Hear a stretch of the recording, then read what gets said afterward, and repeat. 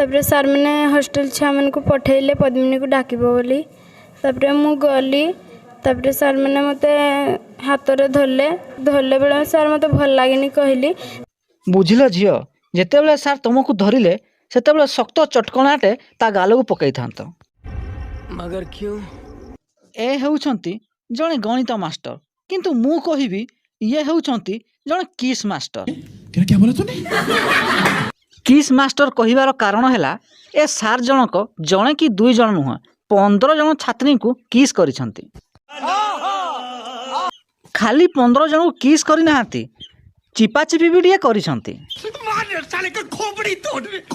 ए कथा नहीं निजे छात्री जनक कोन कहउचंती आसंतु सुनिबा। राशन खाता देकर आसला बेले सार कहला आस टिके गेल करदेव तापर आम डाकला बेले आम गलु तापर किस देले आ सुनिले तो छात्री जनक कोन कहिले खाली जणे नुहे एमिति 15 जण को किस करिसंती एई मास्टर जनक। एमितिया मास्टर को केउ प्रकार दंड आवश्यक कमेंट बॉक्स रे जणांतु।